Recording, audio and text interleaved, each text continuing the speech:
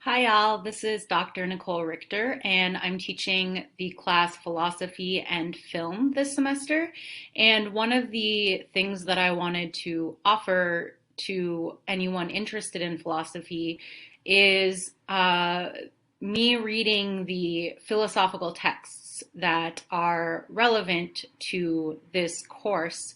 And so I decided to make a series of videos where I will be reading the texts so that if you're the type of reader that likes to read along or you like to listen to audiobooks, I'm giving you that option. And this is also near and dear to my heart because the selection from today is written by Dr. Richard Gilmore, who was my philosophy professor in college. And he's written very important texts about philosophy and film.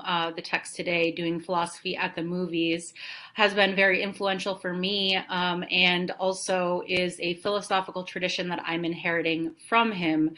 And so through reading this text out loud, I hope to bring awareness of his ideas and writing more out into the open and share them with you, the audience.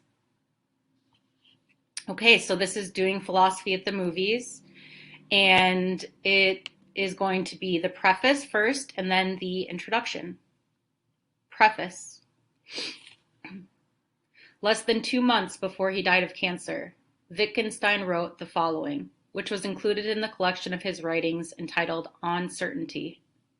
I am sitting with a philosopher in the garden. He says again and again, I know that that's a tree, pointing to a tree that is near us.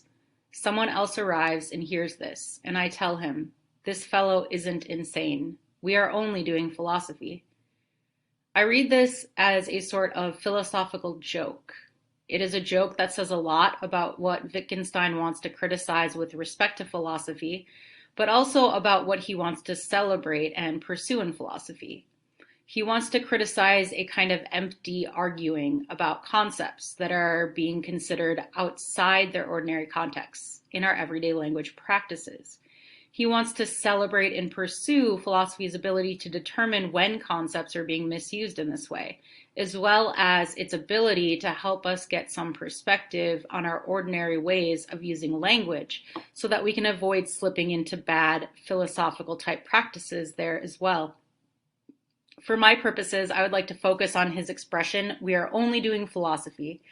I like this formulation because it signals how philosophy is an activity like any other, like doing work or doing sports or doing one's taxes. It has rules, primary concerns, secondary concerns, goals, successes and failures, and most of all, when it is done properly, it should be useful. It should serve some purpose. It should do something. Right up to the time of his death, Wittgenstein continued to do philosophy. His close friend Normal Malcolm reports that on his deathbed, Wittgenstein said, "Tell them I've had a wonderful life." His life was in fact filled with many hardships, but the central activity of his life was doing philosophy, and in the end, that seems to have been more than enough for him. When Wittgenstein speaks in this passage of doing philosophy, as though philosophy were a particular kind of activity you can choose to do or not do, he implies that, like other activities you might choose to do, as you do more of it, you will get better at it. Like any such activity, it may be difficult at first, but it gets easier as you practice doing it.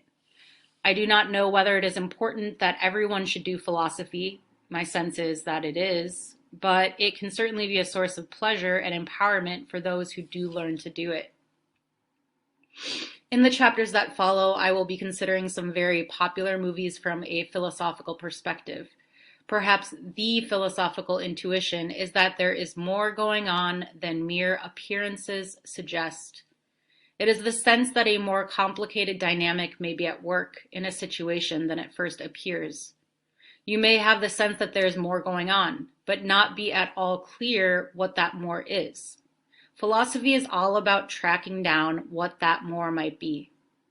There is a point in watching movies at which this idea inevitably begins to dawn on you. You begin to register signs, clues that there may be a larger narrative at work, simultaneous to the explicit narrative of the primary plot of the movie. This might be called the meta-narrative of a movie. I will be considering meta-narratives in movies that derive from philosophical ideas from the great philosophers in the Western tradition. I will be doing readings of the films that I consider. I will be looking at these movies not just as entertainment, but as texts, just as Descartes' Meditations or the Bible are texts. The assumption here are first that there is something important in these texts, something worth learning about, and second, that what it is that is important may not be immediately obvious, may need to be searched for in the text. This search for meaning is generally referred to as an interpretation, and this is what I will be doing with the movies I will be discussing. I will be interpreting them to try to understand some of the lessons that they may have to teach. As with these movies, I see life and the world in general as like texts. There is a literal level to what happens, the simple facts of the case, but there is also a higher, more abstract level, the level of relationships between things, the trajectory of a situation, a narrative of what is really going on. At the literal level, you may see two people talking, but there are also all sorts of clues that you interpret, and you see that these two people are not just talking, they are also in love. The love part is literally invisible, but can be plain as day if you know how to read the signs, if you know how to interpret the situation. And of course, to be able to see when two people are in love, you have to know a lot about people, about how people act when they are doing business, and how they act when they are just being social, and how they act when they are in love. That is a lot to learn. A lot of what growing up is about learning to interpret the world at this level. Knowledge of this level is very empowering. And of course, there is always more to learn because the relations between things, between people, or in any situation are infinite. There is always a larger story that can be told. There is always more to understand. So that is what I will be looking for in these movies.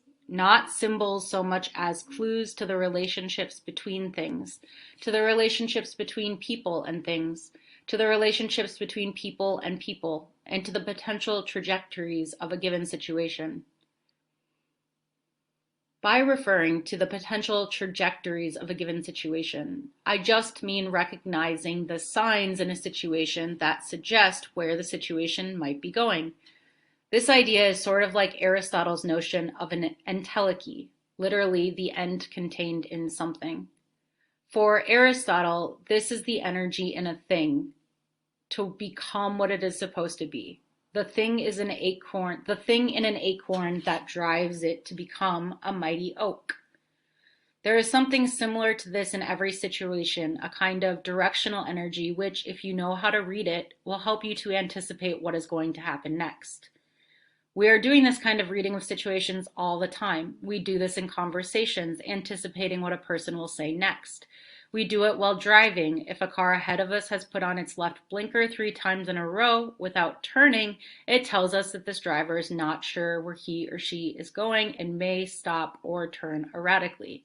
Again, to be able to read this kind of beyond the literal narrative in a situation will take study and practice to learn, which is why teenagers have so many car accidents, which I know from my own personal experience. Since the primary activity that I will be doing, the primary lens through which I will be reading film is philosophy, I would like to make a couple of final introductory remarks about philosophy and movies. Stanley Cavell says that the creation of film was as if meant for philosophy. I would like to add that the inverse of that also seems true to me, that the creation of philosophy was as if meant for film. What I mean by that is that what I take to be the best part of a film is the part of the film that is about the highest, non-literal realm of relationships and the trajectories of things. From this perspective, as entertaining as the literal story of the film may be, the real measure of how good a movie is determined by the conversation after the movie. An exciting conversation will be inspired by a movie in which the relation suggested larger and larger ramifications, or a more and more complex network of interrelations. Philosophy is, in some sense, just about trying to understand as much as possible of what is going on in a situation on all levels. Philosophy is all about trying to figure out what is really going on. To talk about a movie, to try to understand what went on in it, to try to interpret it, is to do philosophy. Over the centuries, philosophers have developed some very sophisticated tools for interpreting things. I will be using some of those tools for interpreting popular movies. I have mentioned two levels of reality, which is itself a very philosophical idea, a literal level and a more abstract level of relationships between things and trajectories of situations. There is another level that I want to suggest also exists and exists as really as those two levels, but in even more abstract and more difficult to learn, to see, and read. That is the level of the mythic or the spiritual. At this level, there is a sense that what we are seeing is true, not just for these particular people or this particular situation, but that these scenes say something about all people, say something that is true of experiences everyone has had. At this level, there is a sense that this narrative we see unfolding in this situation is really part of a much larger narrative that has to do with issues much larger than those with which any one person in a particular situation is dealing. We get this sense frequently when reading great literature. There is something strange and haunting, for example, about Ahab's relentless, possessed pursuit of a white whale in Melville's Moby Dick, a great and mythic American text. We get the sense that this is about more than a man in a whale, that the man is not just a man but stands for everyone, and the whale is not just a particular whale but also represents some vague specter that haunts the life of everyone. This level, too, may exist in every situation, literal as well as fictional. In every situation, there will be the outlines of a much larger narrative.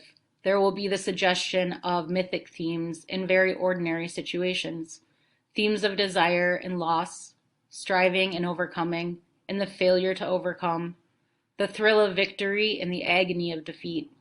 Themes that, if we can see them, will speak directly to our own lives in deeply meaningful and spiritual ways.